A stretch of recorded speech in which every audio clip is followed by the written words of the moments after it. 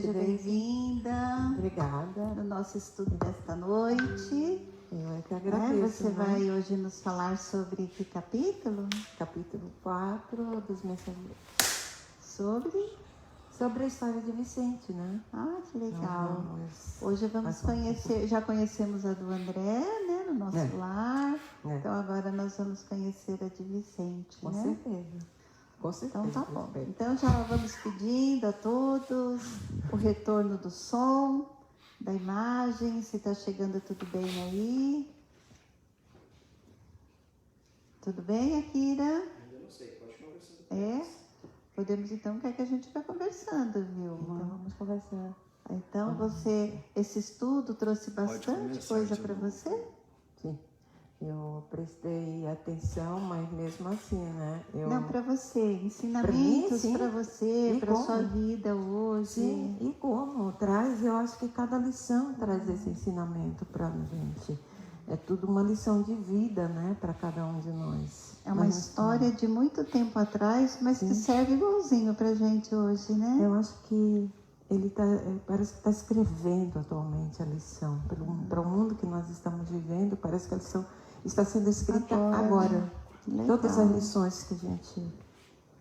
Todas as lições que a gente tem feito, que tem...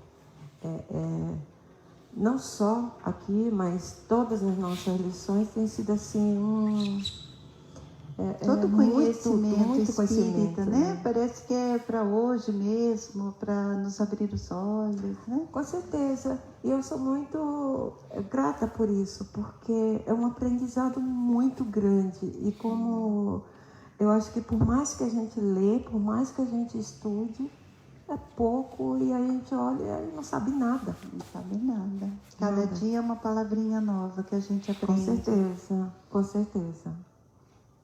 Então, 8 horas. Então, todos bem, sejam bem-vindos à nossa casa mais uma vez. Então, vamos unindo os nossos corações neste momento, nos projetando a esta casa que nos acolhe, abraçando todos os amigos que aqui encontrávamos e que hoje encontramos virtualmente. Vamos sentindo o abraço amigo, carinhoso dos mentores espirituais desta casa. E assim vamos todos juntos em busca do Mestre Jesus, o doce Rabi da Galileia. Rogai-lhe, Senhor, que se conosco nesta noite, que inspire a nossa querida Vilma a nos trazer os ensinamentos que possam calar fundo em nossos corações, servir de lições para as nossas vidas. E rogamos a Mãe Santíssima que envolva todos nós, todos os nossos lares, no seu manto de luz, de paz e de amor. Ave Maria, cheia de graça, o Senhor é convosco. Bendita sois vós entre as mulheres, bendito é o fruto do vosso ventre, Jesus. Santa Maria, Mãe de Jesus, rogai por nós os pecadores, agora e na hora de nossa morte. Amém.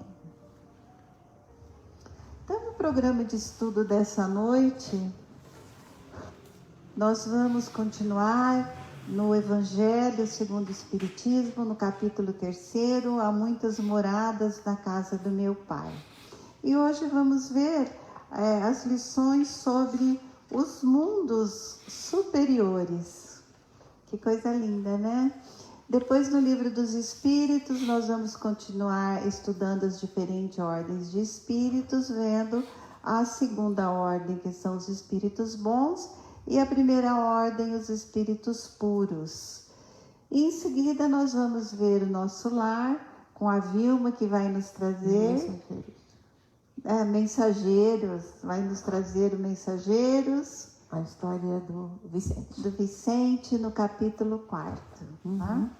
Então vamos começar com o nosso Evangelho dessa noite, onde nesse capítulo 3, há muitas moradas na casa de meu pai, João nos conta que naquela noite, no sermão do cenáculo, onde ele estava só com os seus discípulos, ele trouxe a eles várias instruções, e dentre elas aquela que serve ainda para nós hoje, seus discípulos. Ele dizia o seguinte, como ele viu que estava todo mundo aflito naquela hora, ele disse o seguinte: não se turbe o vosso coração, crede em Deus, crede também em mim. Há muitas moradas na casa do meu pai. E hoje nós vamos falar um pouquinho sobre os mundos superiores. Então são os itens 10 e 12. Nos mundos felizes, as relações de povo para povo, sempre amigáveis, jamais são perturbadas pelas ambições de dominação e pelas guerras que lhes são consequentes.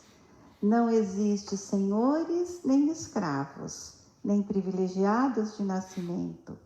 Só a superioridade moral e intelectual determina as diferentes condições e confere a supremacia. A autoridade é sempre respeitada, porque decorre unicamente do mérito e se exerce sempre com justiça. O homem não procura elevar-se sobre o seu semelhante, mas sobre si mesmo, aperfeiçoando-se. O seu objetivo é atingir a classe dos espíritos puros, e esse desejo incessante não constitui um tormento, mas uma nobre ambição que o faz estudar com ardor para os igualar. Todos os sentimentos ternos e elevados da natureza humana apresentam-se engrandecidos e purificados.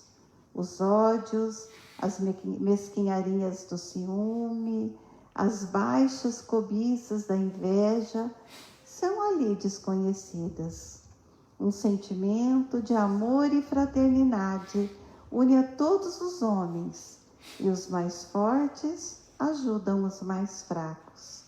Suas posses são correspondentes às possibilidades de aquisição de suas inteligências, mas ninguém sofre a falta do necessário, porque ninguém ali se encontra em expiação.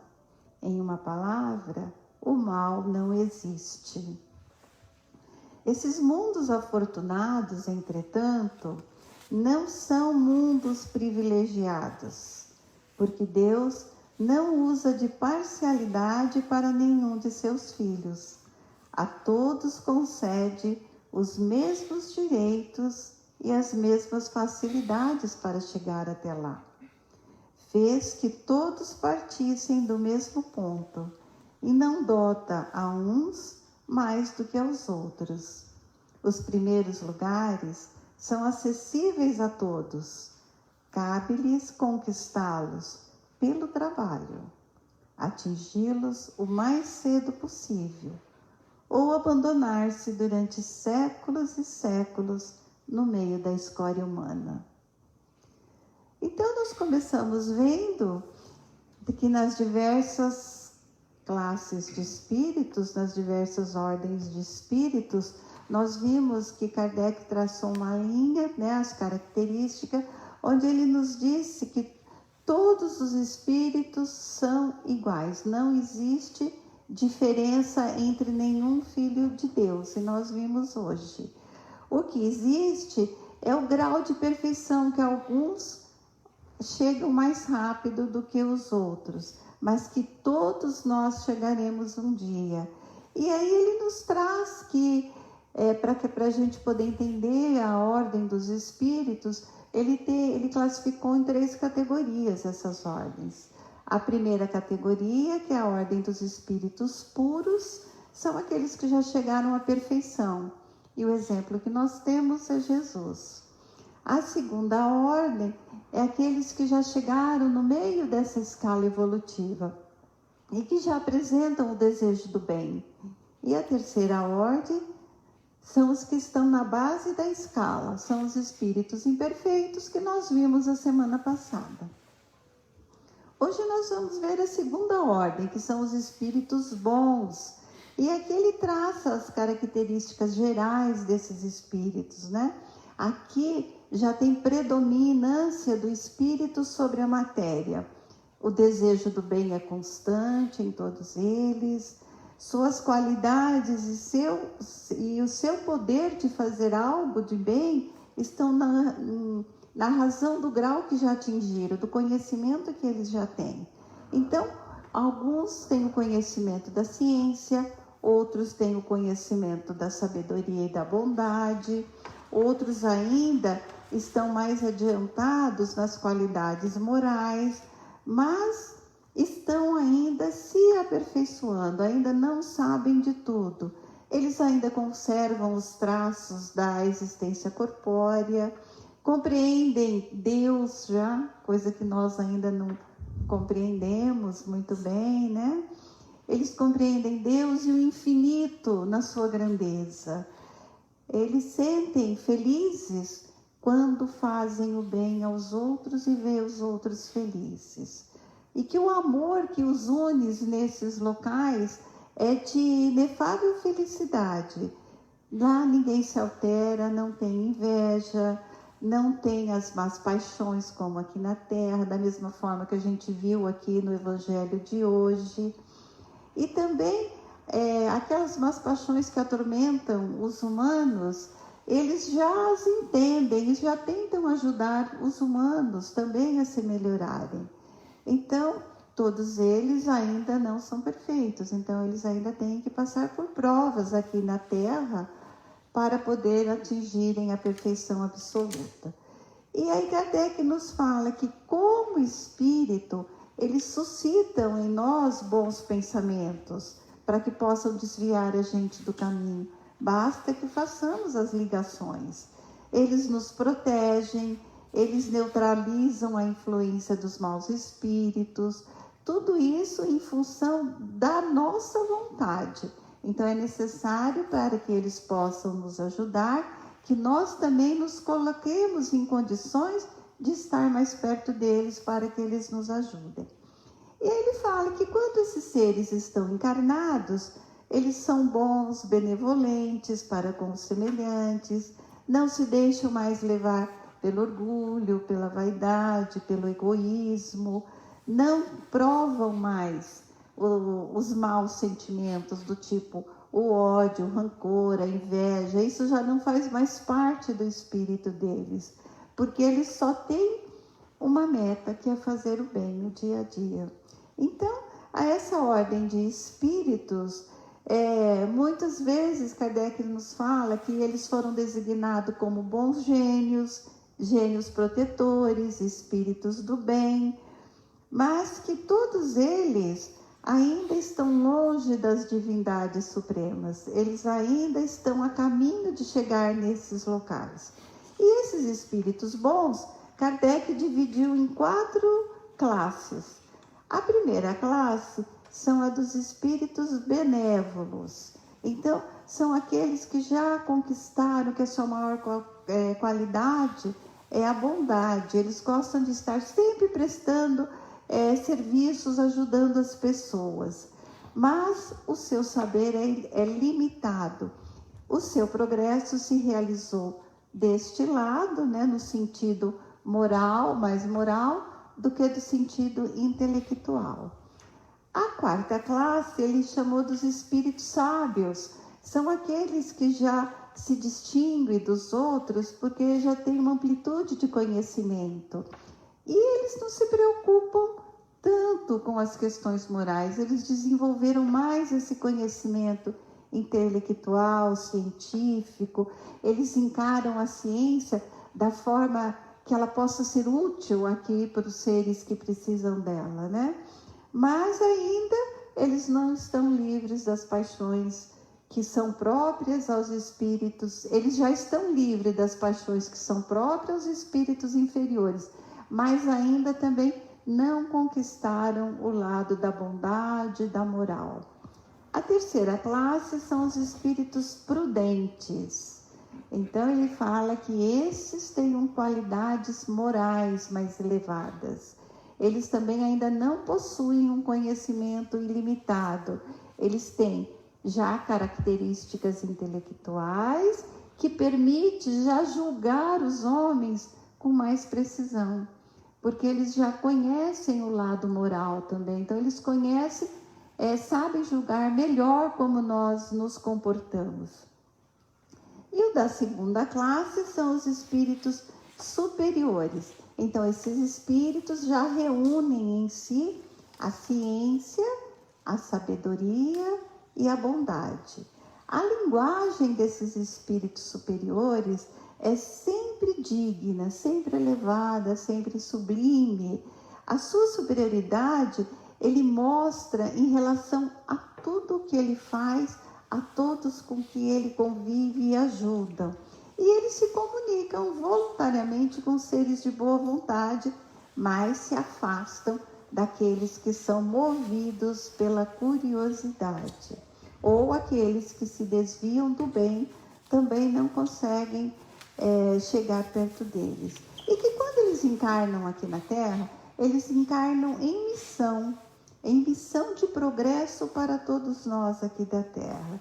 Então, eles nos oferecem um tipo de perfeição que todos nós aqui em desenvolvimento, em evolução, possamos aspirar a chegar um dia. E na primeira ordem são os espíritos puros, que é aquele que nós conhecemos, que é Jesus. Eles não têm mais nenhuma influência da matéria. A superioridade intelectual e moral já são absoluta neles, em relação a outros espíritos e a outras ordens. E aí ele nos fala que é uma classe única esses espíritos. Eles já percorreram todos os graus da escala evolutiva, já se despojaram de todas as impurezas que a matéria nos traz, já atingiram a perfeição suscetível que uma criatura pode atingir, não tem mais provas nem expiações a sofrer, não estão mais sujeitos à reencarnação, são os mensageiros divinos, são os ministros de Deus, cuja ordem eles executam para a manutenção da harmonia universal. Ajudam a se aperfeiçoarem aqueles espíritos que vêm em missões, eles assistem os homens nas suas angústias, como todos nós angustiados vamos até Jesus, né? E às vezes eles são denominados por nomes de anjos, arcanjos, e ele fala o seguinte, que seríamos bem presunçosos se pretendêssemos tê-los constantemente perto de nós ou as nossas ordens. Então, nós podemos, sempre que estivermos precisando, acessar qualquer um desses espíritos, porque eles vão estar sempre em contato conosco quando nós damos condições para os espíritos superiores nos ajudar, quando nós damos condições para que Jesus possa nos ajudar ou transmitir ordens para que sejamos ajudados. Então, aqui tem as 3 classes, né, que nós estamos terminando hoje. A dos imperfeitos, que ainda tendem um pouco para o mal, mas não são essencialmente mal. A dos bons e a dos puros. E Jesus fala que todos nós fomos criados simples e ignorantes e que todos nós estamos, já o Pai nos deu a condição de evoluirmos para até um dia chegarmos a sermos espíritos puros. Então, por hoje é só. E agora nós ficamos com a Vilma, que vai nos trazer o capítulo 4 dos Mensageiros. Você falando tudo isso é muito emocionante, né, Deise? Você chegar até os espíritos puros, né, da gente saber que tem eles cuidando da gente, pronto para, né, para nos ajudar, para que a gente possa também crescer, melhorar, né? Isso é muito, muito interessante. Eu eu fico sempre comovida com todos os trabalhos, com todos os estudos espirituais, porque para mim é muito gratificante. Por isso que eu acho que sempre que a gente começa a estudar, não quer parar, e cada vez, quanto mais a gente estuda, parece que menos sabe, que parece que aparecem mais coisas para estudar. Isso mesmo. Então, o estudo é gratificante. Então, vamos falar assim, nós começamos a fazer assim, um pequeno resumo do 3º capítulo. Foi a parte em que Tobias estava sendo levado para... André estava sendo levado pelo Tobias para o encontro, para conhecer o Aniceto.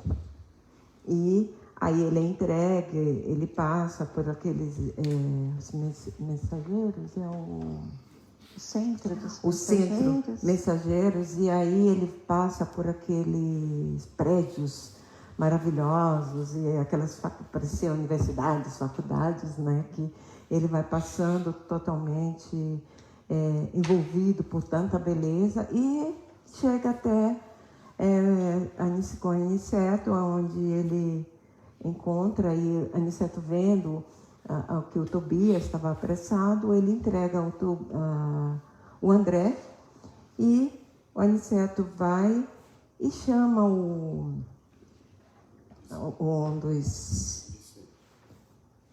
manda chamar o Vicente, e o Vicente aparece até ele passa o André para ele.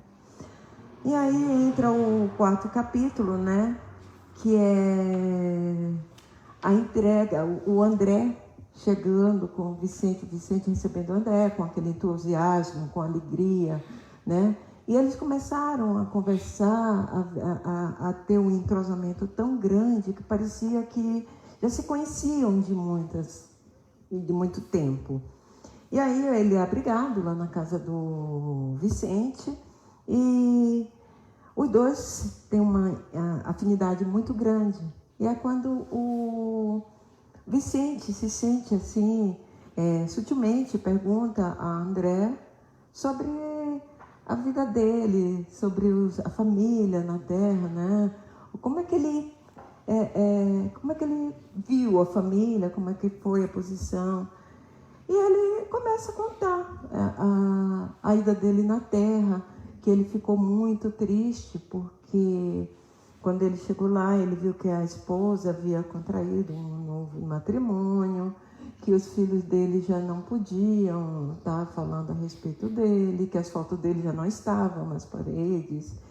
E ele fica muito triste. Ele vai contando tudo isso com pesar, com tristeza, como se ele estivesse revivendo todos aqueles momentos, como se aquilo estivesse acontecendo com ele naquela hora. Então ele passa a contar essa história, e como se fosse a maior das vítimas do mundo que estivesse acontecendo naquele momento, sentindo triste.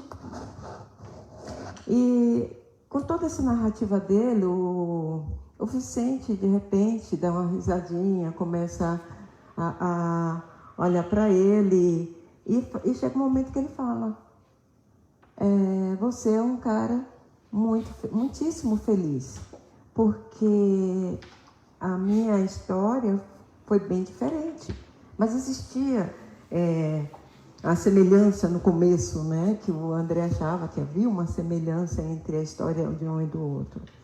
E aí o Vicente começa a narrar a história dele, né, de ser ter estudado, ter sido um médico conceituado e ter vivenciado mais o laboratório. Ele não quis consultório, e logo em seguida ele desposou a Rosalina, né? Uma mulher, um amor que ela tinha muito grande por essa moça. Eles casaram, e aí, como ele fala, não era só o lado material que ele passava para Rosalina. Ele gostava, ele tinha um amor muito grande. E ela começou a ajudá-lo nos laboratórios, e eles viviam felizes assim. Então, de repente ele ia, ele a abraçava, eles costumavam vivenciar aquele momento mesmo em trabalho. De certa forma ele olhava, ele percebia que nem sempre ela estava feliz. que via certa tristeza no rosto dela, mas ela conseguia passar tudo isso com muita tranquilidade. E passado algum tempo, já vieram 2 filhos, né? Ele teve 2 filhos que aí coroou a felicidade do casal. E ele vivendo todos esses momentos, ela, depois de algum tempo, chegou o irmão, né? O Eleutério, irmão do Vicente, que foi residir em um hotel, mas de todas as formas participavam de tudo que acontecia na casa dos saraus, dos eventos, todos os momentos que tinham, ele estava presente na casa. Mas com tudo isso, a Rosalinda começou a mudar. Ela começou a pedir uma assistente para ele, porque os filhinhos não estavam ainda preparados, que precisavam da presença dele, né? E ele achou, maravilha, para os nossos filhos, precisamos, e contratou essa assistente. Passado um tempo, ela foi se transformando, mudando, e ele foi ficando cada vez mais solitário. Por quê? Em vez dela estar com ele, com o marido dela, ela preferia passear nos cinemas, ele iria para os spas, parques, ele preferia passear com o Eleutério. E ele foi se trancando, cada vez ficando sozinho, cada vez ficando mais isolado. E ele nunca imaginou, nunca passou na cabeça dele, né, que o irmão e a esposa dele estivessem havendo alguma coisa, né, entre os dois. E assim ele foi vivenciando todo esse período.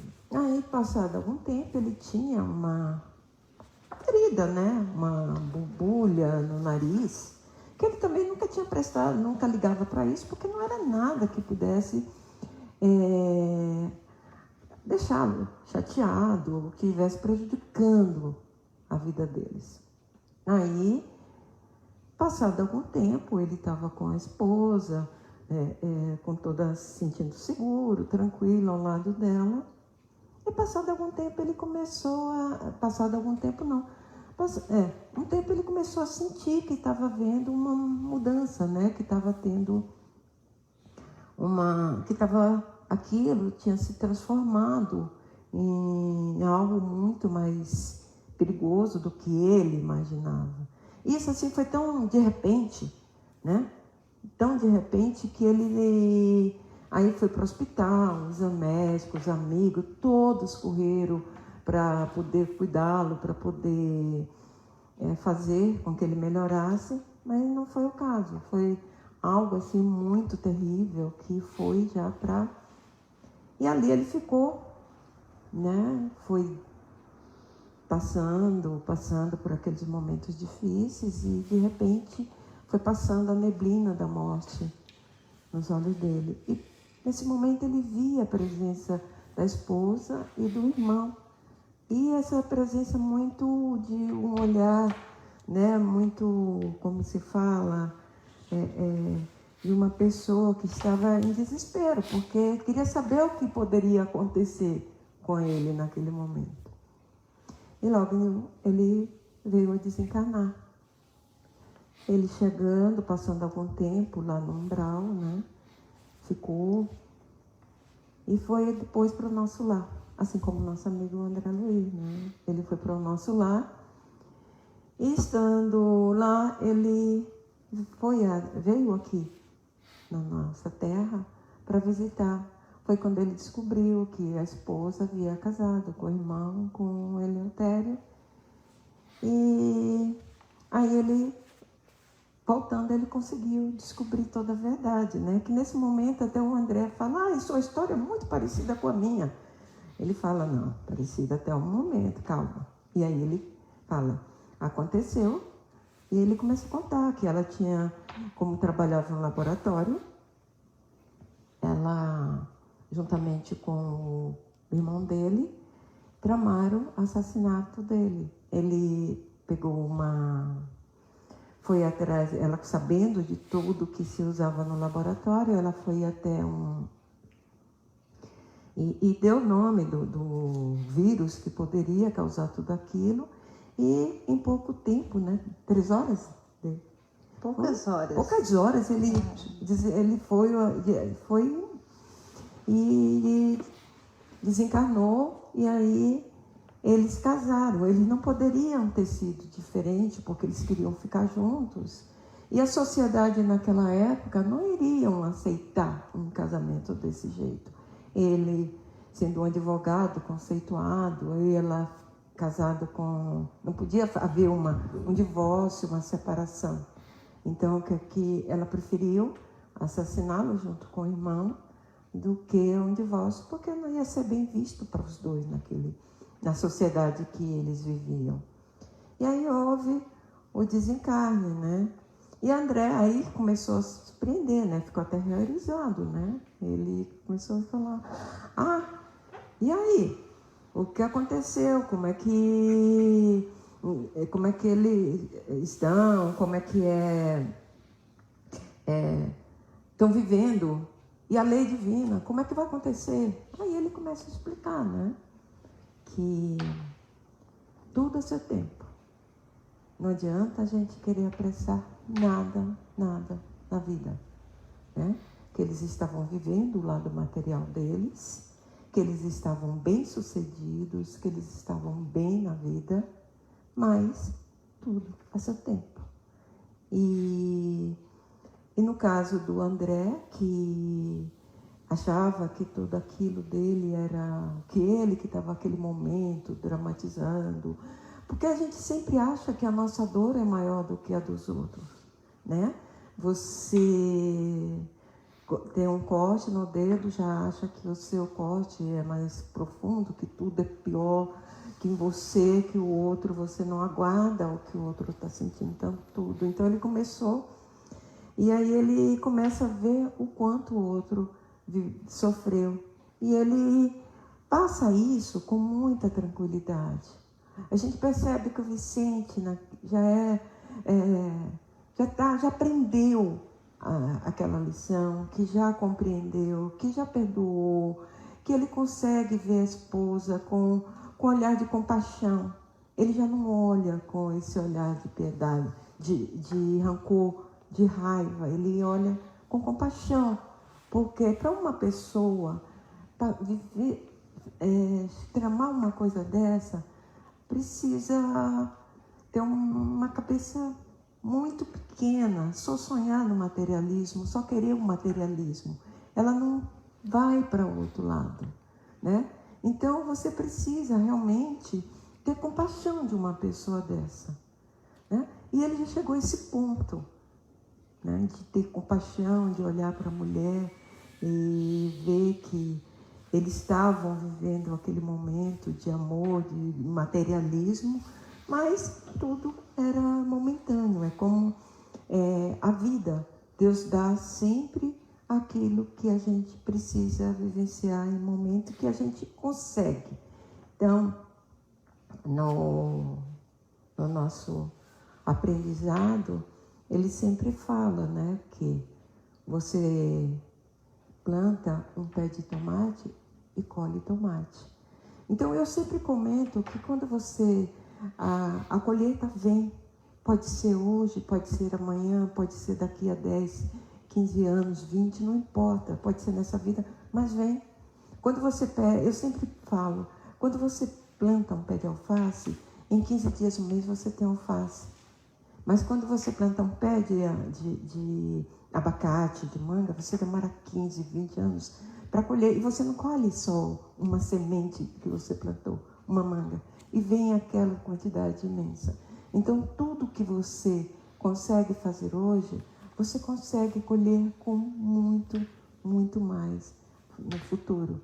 Então, nessa lição, o Vicente mostra para a gente o quanto é importante você mudar, você aprender a perdoar, aprender a ter compaixão, a ter amor pelo próximo.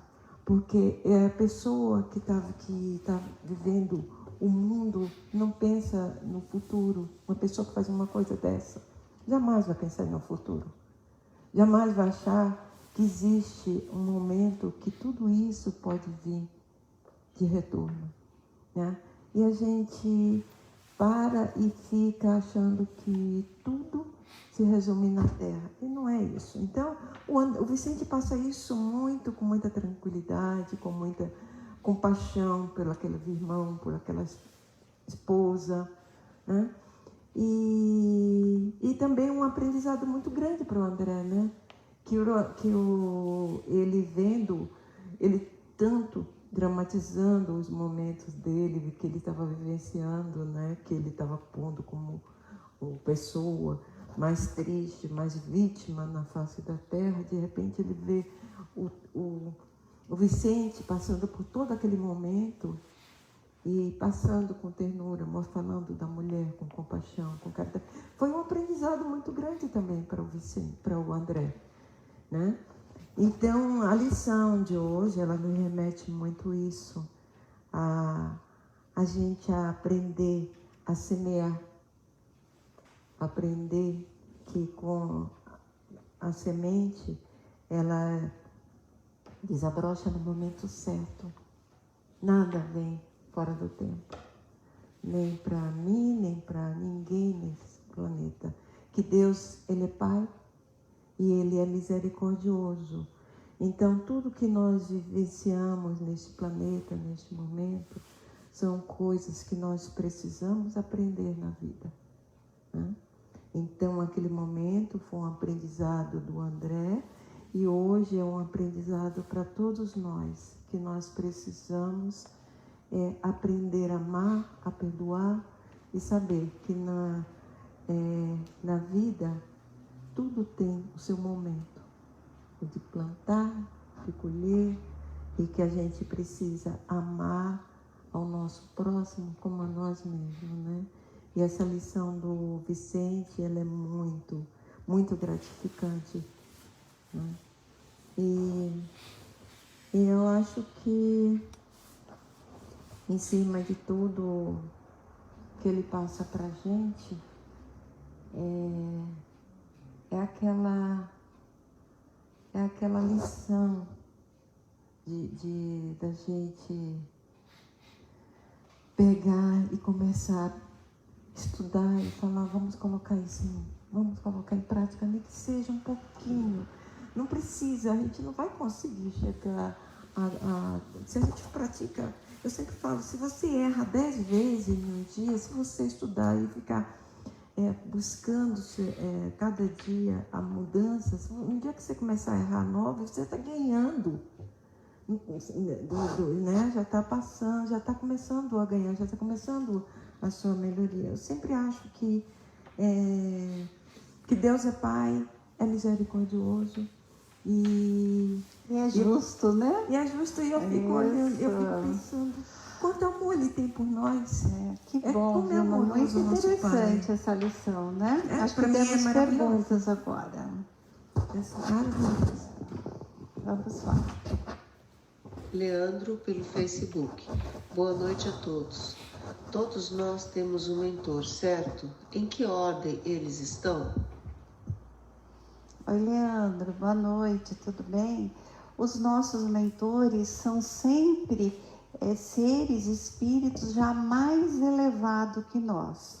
Então, nós não sabemos como detectar a classe que eles estão. Eles já não estão mais nesses imperfeitos, com todas aquelas imperfeições. Eles já estão ou na classe dos bons, ou já naquele espaço que eles nos falam, que a gente está passando de uma classe para outra, e que conforme as cores se misturam, ele fala que também temos, né, esta passagem. Então, todos os nossos mentores já são seres bons, mais adiantados que nós, para nos conduzir aqui na Terra. Mais alguma? Wilson, pelo Facebook. É possível ter mais que um mentor? Wilson, a gente sempre tem um que é o nosso, que nós chamamos o mentor principal, que é o nosso anjo guardião, que é aquele que acompanha desde o planejamento da nossa reencarnação. Então a gente tem um que nos acompanha sempre. Mas nós temos aqueles espíritos protetores familiares, amigos de outras vidas, todos esses também nos acompanham aqui na Terra.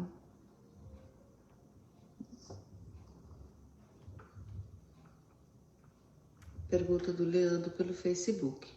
André teve com o Vicente uma afinidade imediata que se assemelhava ao sentimento de dois irmãos em plena harmonia e laços espirituais. O mesmo acontece com nós encarnados. Quando somos apresentados a uma pessoa, imediatamente nasce ali uma afinidade que se transforma em uma grande amizade. Isso porque já tínhamos um laço espiritual e nos conhecíamos de outras vidas? Eu acredito que sim. Eu acho que muitas e muitas vezes a gente encontra uma pessoa e a primeira impressão é muito gratificante. Você olha para aquela pessoa e sente como se já a conhecesse há muitos anos, há muito tempo. Então, sim, é possível isso acontecer. E é possível, sim, que a gente também já tenha estado com ela. É possível que a gente já tenha convivido, que seja a pessoa que tenhamos muita afinidade, sei lá, um comprometimento de outras vidas. Mas eu acredito muito nisso, que você encontra pessoas que que viveram com você em outras vidas, até para que essa afinidade continue, para que daí possa continuar tudo aquilo de bom que vivenciaram, ou mesmo um aprendizado, né? É coisa que possa sim acontecer. É o que eu acredito, né, Daisy? É isso mesmo.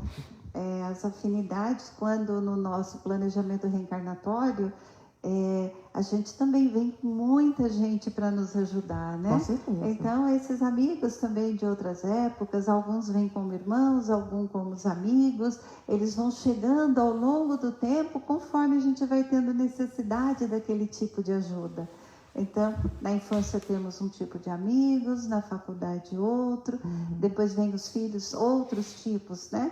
Então, sim, são seres que nós já convivemos um dia, que já fizemos esses laços amorosos antes e que nos reencontramos aqui de novo, ou um para ajudar o outro, ou para ajudar em várias outras pessoas que estão perto, né? Boa noite a todos, aqui é a Elô Vasconcelos que está falando. Eu tenho uma dúvida sobre o umbral. Todo mundo que desencarna vai para o umbral e todo mundo fica muito tempo lá, porque assim, todas as histórias que eu já ouvi assim nos últimos tempos, né, da doutrina espírita, falam bastante sobre isso, né? Vai para o umbral, fica lá 30 anos, 10 anos, 40 anos, sei lá quanto. Isso me assusta tanto. E eu gostaria de saber como que é o critério, né? Se é que é a melhor palavra que eu posso usar, para realmente, assim, entender se todo mundo tem que passar por esse sofrimento lá no umbral. Obrigada, um beijo. Oi, Elô. É assim, o umbral é onde vivem os seres ainda que não estão numa escala evolutiva, que ainda não compreendem, que fizeram muito mal. Mas nós aqui na Terra, né, a crosta terrena, ela faz parte desse umbral. Então, os seres que vivem lá são os mesmos que viveram aqui na Terra. Agora, quando o desencarne nosso, não necessariamente todo mundo vai ficar 30 anos lá, vai depender das suas conquistas terrenas. Se elas forem melhores, nós vamos passar mais rápido por lá. O umbral é onde a gente queima os resíduos ainda existentes do material no nosso corpo espiritual. Então, também no que a gente chama de umbral, a gente vê em André Luiz, vamos ver agora em Mensageiros e nos vários outros livros que falam da vida espiritual, que também ali estão situados várias colônias. Então, nós não necessariamente ficaremos num umbral mais pesado, onde ficam os suicidas, né? Nós ficaremos em algum local, nós vamos ser levados para algum local onde está de acordo com a nossa sintonia mental. Mas que também lá tem todas as colônias espirituais que tem os hospitais para refazimento dos seres, tem os educandários onde a gente vai aprender. Então, não necessariamente todos vão para aquele umbral como André Luiz foi, né? Mas que tudo ali, todo no umbral existe tudo isso de bom ainda, todas essas cidades, essas colônias, para o nosso aperfeiçoamento. Mais algum? Oi, é Elô de novo. Que acabou de ser falado um momento aí que a gente sempre acha que a nossa dor é maior que a do outro. Na minha singela opinião, não é que é maior do que o do outro, né? Só que o meu cortinho do dedo é o que está doendo agora em mim, né? Então, assim, há de se ter empatia pela dor do outro, entender o tamanho do sofrimento do outro. Oi, é Elô de novo. Que acabou de ser falado um momento aí que a gente sempre acha que a nossa dor é maior que a do outro. Na minha singela opinião, não é que é maior do que o do outro, né? Só que o meu cortinho do dedo é o que está doendo agora em mim, né? Então, assim, há de se ter empatia pela dor do outro, entender o tamanho do sofrimento do outro, que pode ser enorme em relação ao nosso, mas ao mesmo tempo, se a gente desprezar, desconsiderar totalmente as dores que a gente sente, não fica uma coisa meio, então nada é dor para mim, e não sei se eu não estou me expressando bem, tenho certeza disso, mas a nossa dor é aquela que a gente está sentindo, né? Então, é errado a gente achar que de repente uma dor pequena nossa ali, mas que é o que está fazendo a gente sofrer, ela é como ela é, com a intensidade que ela é? Tipo, eu só devo considerar a dor do outro e não a minha. Desculpa, eu me embolei um pouco na explicação aqui, mas eu acho que deu para entender a minha dúvida, né? Obrigada. Oi, Elô. Quando a gente não tem uma compreensão de uma parte maior, de um todo, a gente realmente acha que a dor do nosso corte do nosso dedo, como dizem os médicos, né? Eles ensinam isso nas faculdades, para aquele que está sentindo aquela dor, aquela é maior naquele momento. Mas depois, se você vai analisar, você vai ver que tem dores maiores. E aqui eles estão falando de dores morais, né? São as dores que tocam a alma de cada ser. São as dores que não existe remédio físico que vão curá-las. São as dores que cada um vai ter que superar através do estudo, do entendimento, do esforço próprio, do trabalho, do conhecimento que vai tendo do todo numa situação. Então, aqui a gente sabe que ele passou por isso nesta vida, que ele contou, né, Vicente, como André também contou, mas não sabemos por que ele passou. Porque o que foi que existiu anteriormente também para que ele viesse a passar por isso? Então, aqui nós estamos falando da dor no sentido moral, né? Agora, se você imaginar, a mulher casou e estava vivendo bem com uma pessoa que está cuidando dos seus filhos. Agora, os outros os mataram para poder viver junto. Então, ele está falando da dor nesse sentido, né? Nesse sentido de ver assim, um foi para cuidar do bem, para cuidar da família, e o outro foi mais, tentou matá-lo. O anterior não foi morto, o André não foi morto, esse foi morto. Então, é essa análise moral que a gente tem que fazer em relação à dor do próximo. É isso que a gente tem que tentar descobrir no próximo, para sentir a compaixão dentro de nós, para poder vir o perdão destes atos ainda que são feitos por seres que ainda não compreendem Jesus, né? E também tem uma coisa, Deise, quando eu estou falando da dor maior, mas quanto mais ênfase a gente dá na nossa dor, ela cresce. Quanto mais a gente fala, quanto mais a gente... Eu acho que a dor da gente, sim, é uma dor. E a gente tem que saber que aquilo está doendo. Mas, quando eu falo da dor do próximo, além da dor moral, e se mesmo for uma dor física, às vezes você sente, vamos supor, um corte de dedos, dói sim. Mas tem gente naquele momento que cortou, que perdeu uma mão, perdeu um dedo, que perdeu uma coisa. É igual uma criança. A criança, quando começa a chorar, o pai coloca na mão, a mãe coloca no colo, dá um beijo, a dor passa. Porque naquele momento, enquanto ele não é acariciado, enquanto não é colocado no colo, a dor existe para ele.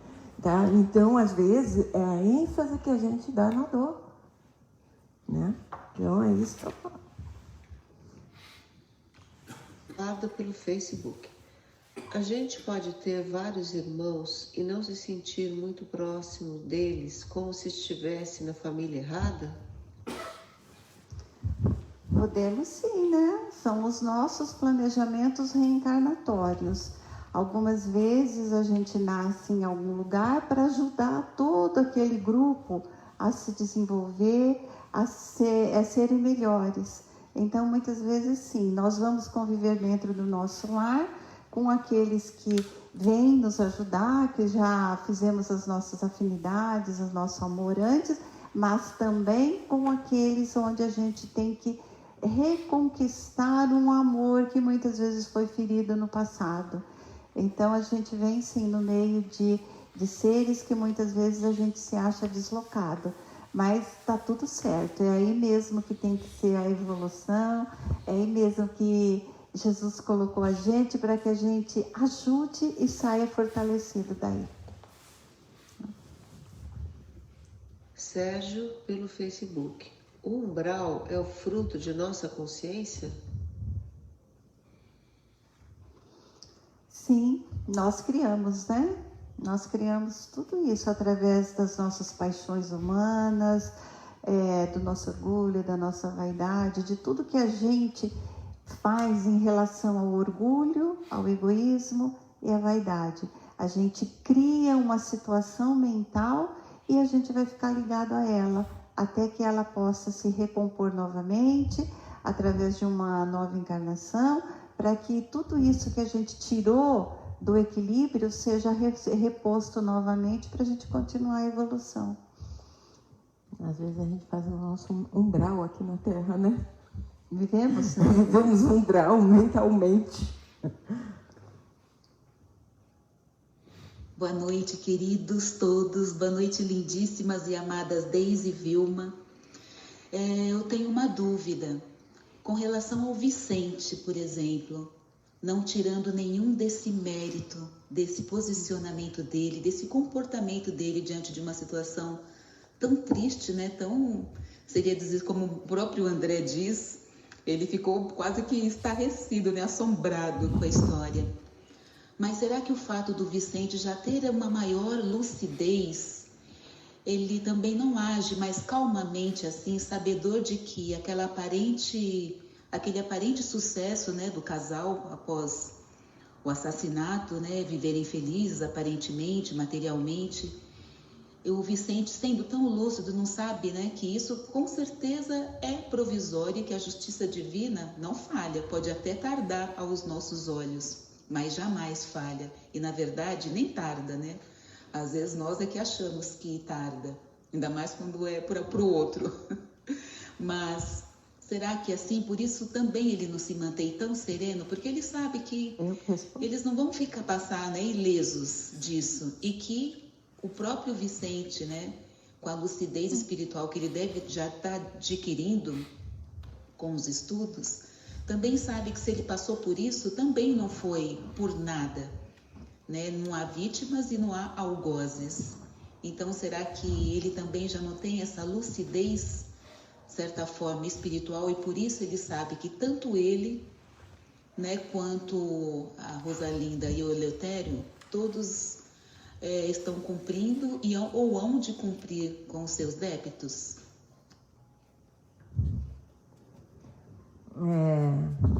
Oi, Dorô, tudo bem?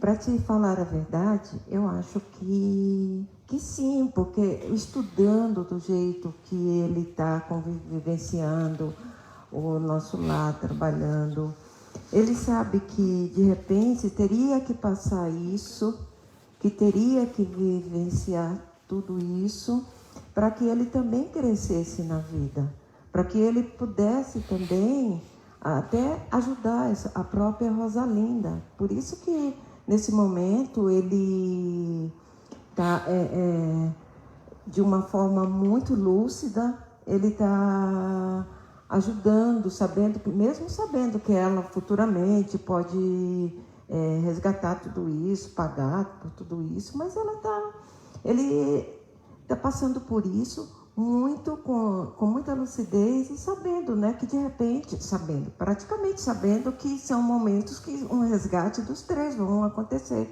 no futuro, numa nova vida, vai haver um resgate entre ele, né, Deise? Porque foi um trio, né? Ele respondeu aqui, né, para o André. Ele fala que tudo vem a seu tempo, tanto no bem quanto no mal. Então, que a justiça divina, ela vai ser exercida algum dia, né? Cada coisa no seu tempo. E ali praticamente é um trio, né? Porque o irmão e a esposa juntos, né? Então, acho que vai haver futuramente, como a gente não sabe, mas só Deus, mas é uma coisa que os três estão formando juntos, né? Um retorno junto, né? Porque você acha que é assim? Vilma, aqui tem também, né? Ele fala o seguinte: atendamos às nossas necessidades essenciais. Vicente fala para André, né? Que eles ainda têm muitas necessidades para serem apreendidas para eles poderem ajudar. Com certeza. Né? E nós Como também. que ele fala aqui? Ele fala que essa ajuda é tanto para eles como para os familiares também? Sim, é para todos, né? É para todos, atendamos, no geral, é para ele, para o André ali, naquele momento, né? Então, eles estavam indo para os estudos, né? Então, vamos atender naquele momento aquilo que ele estava precisando, estudar. Para aprender, para depois voltar e ajudar a família. A família, isso? Exatamente. Então, ele estava, naquele momento, ele estava chamando o André exatamente para isso, para o aprendizado, né? Que eles precisavam começar naquele, né? Que o Aniceto já estava esperando. Então, temos que estudar para conhecer. Com certeza, teremos. E só estudando nós vamos conhecendo, sabendo distinguir o bem do mal? Com certeza, né, Deise? Não tem a outra opção, não. Para a gente conhecer, separar o bem e o mal, precisamos estudar e muito. Não tem outra. Então, aqui ele fala assim, que é muito atual, né? Para nós, o mal é um simples resultado da ignorância. Por isso que temos que estudar? Sim, porque nós somos eternos ignorantes. Porque se estamos aqui, é porque precisamos aprender e porque somos ainda ignorantes perante a tudo o que acontece entre os céus e a terra. A gente faz o nosso umbral, vivencia ele de forma como... Chega aqui, você aprende... É um eterno recomeço, sempre. Eterno, porque você faz para vir, esquematiza, estuda e vem para a Terra já com tudo já mais ou menos organizado. Você vai fazer. Quando eu chego aqui, o que a gente se torna? Materialista, egoísta, vaidosos, orgulhosos. E a gente esquece tudo que aprendeu. Cai tudo, esquece, cai. Então não tinha aprendido ainda. Não, né? Vai demorar. É difícil, né? Acho que o aprendizado é muito difícil, mas que a gente precisa orar e vigiar. A gente precisa estar atento a todo momento, né? Porque a tentação vem todo momento. O esforço, então, é constante. Não tem nem como dizer não. É um esforço constante, diário. Você orar e vigiar é a principal coisa.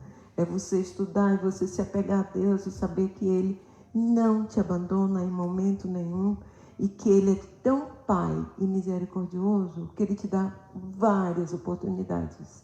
Quantas necessárias, quantas precisarem, nós vamos ter.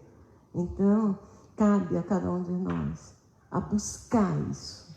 Cabe a cada um de nós estudar, procurar colocar em prática, né? Porque é muito gratificante. Ô Vilma, então as suas considerações finais aí a respeito desse capítulo?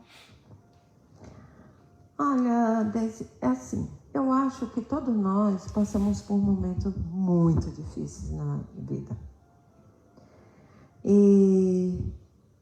Mas que a gente não esqueça que quando a nossa conduta omite a verdade, mais cedo ou mais tarde ela vai estar perante nós, né?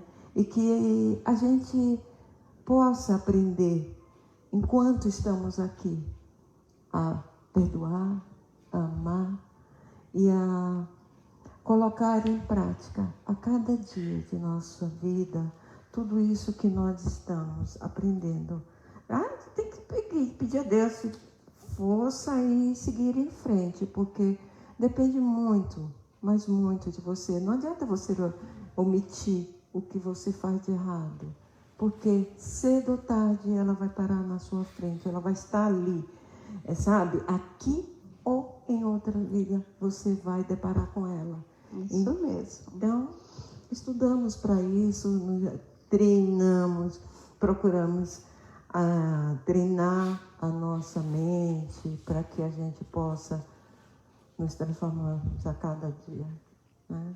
É muito gratificante estudar, é muito gratificante falar de Deus, falar dos estudos. Para mim, tudo isso é muito gratificante. Porque a gente dá os Estamos aprendendo, né? Precisamos praticar agora. Com certeza. Eu escorrego bem sempre, né? Obrigada, Vilma. Obrigada, eu muito que agradeço. Bom. Então agora vamos já, né? Nos preparando para esse encerramento. Que os ensinos dessa noite possam calar fundo em nossos corações.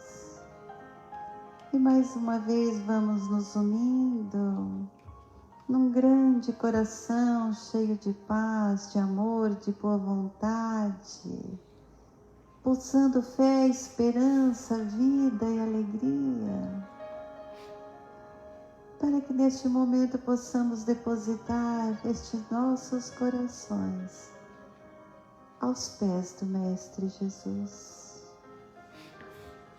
E a Ti, Senhor, rogamos que junte os nossos corações, ainda pequenos, mas cheios de boa vontade, ao Seu coração misericordioso, e que possas derramar em bênçãos de luz e de paz por todo o planeta Terra, por toda a Sua criação, por todas as criaturas, por todos os aflitos do corpo e da alma, onde eles se encontrem. Rogamos, Senhor, que abençoe, fortaleça, ilumine a mente dos nossos governantes, para que busquem a paz, o entendimento, que acabem as guerras, que eliminem as misérias e as doenças. Rogamos, Senhor, pelo nosso Brasil, coração do mundo, pátria do Evangelho, para que aqui haja sempre o amor, a solidariedade, o respeito entre todos nós. Rogamos que ilumine a mente dos nossos governantes, para que tenham um entendimento, um equilíbrio e que façam o melhor para o povo brasileiro.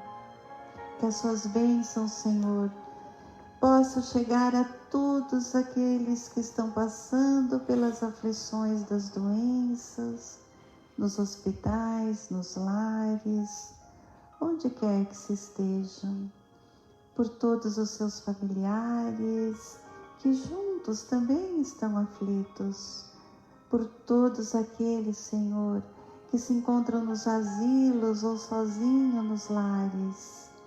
Que seu amor possa envolvê-los em muita esperança. que o lenitivo do seu amor chegue aos corações das crianças que estão nos orfanatos, nos lares em desajustes, ou que caminham pelas ruas. Rogamos, Senhor, que olhe por esta casa que nos assiste, pelos seus dirigentes, pelos nossos vizinhos, por todos os trabalhadores desta casa, por todos aqueles onde o nosso amor consegue alcançar. E rogamos, Senhor, por todos aqueles que estão trabalhando para que a vida continue, para que a saúde se estabeleça, para que o alimento, a segurança e a limpeza cheguem em nossos lares. Rogamos, Senhor, por todos que estão pelas ruas, presídios, onde quer que tenham uma dor. E assim, Mestre, rogamos pelos nossos lares e pelos nossos familiares e por nós mesmos, para que as suas bênçãos de luz possam alcançar-nos e iluminar os nossos caminhos nos passos que temos que trilhar no Evangelho do seu amor. E rogamos a Ti que nos leve até o Pai. Pai nosso que estais no céu, santificado seja o vosso nome, venha a nós o vosso reino, seja feita a vossa vontade, assim na terra como no céu. O pão nosso de cada dia nos dai hoje, perdoai as nossas dívidas, assim como nós perdoamos os nossos devedores. Não nos deixeis cair em tentação, mas livrai-nos de todo mal. Que assim seja. Uma boa noite a todos e até a semana que vem, se Deus quiser. Boa noite e agradecendo a esta casa pela oportunidade do aprendizado. Fiquem com Deus.